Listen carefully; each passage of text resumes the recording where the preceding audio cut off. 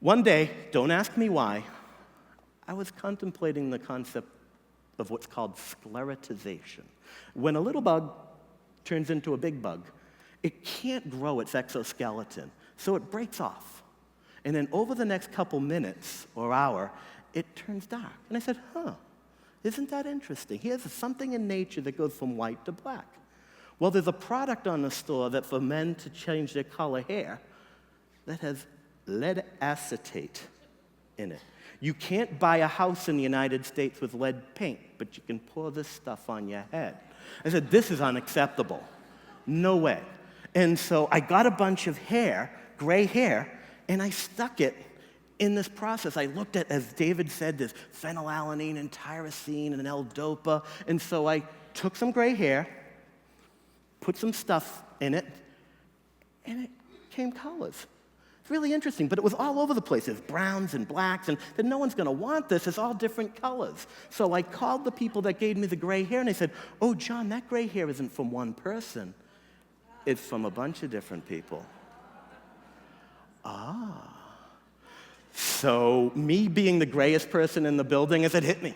And so he did me, and it worked. We took someone with black hair. It worked. We took someone with brown hair. It worked. We weren't painting the hair. We weren't coloring the hair. We were restoring the original color. So it's really cool. And so working with Hairprint, with Paul, with Elizabeth, with Jasmine, we made this a product. And this is how it works, okay? Is you take the stuff, and it starts out this pinkish color, and then it turns orange, then it turns red, then it turns brown, and then it ultimately turns black. If it's in a Petri dish, it just makes black. But if you put it on your hair, it recognizes the way your hair templates the molecules.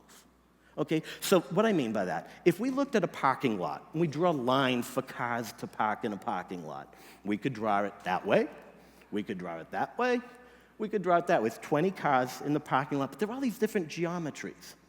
Well, that's the way hair works. We all have the same molecules that are in the hair, so brown, black, it doesn't matter. It's the way they park that dictates the color. And so once we realized that and we figured that out, all the different hair colorings are so nasty, it rips that natural tendency of the hair to dictate what's going on, and we lose that natural process of orient the molecules gently, and instead we force it. But in this case, we said, what would happen if we did it gently? And so guess what? Black hair has one orientation. Dark brown hair has a different orientation. Light brown hair. So by being gentle, by being consistent with nature and allowing the hair's inherent tendencies to drive the chemistry, we restore the original color hair. And that's Hairprint.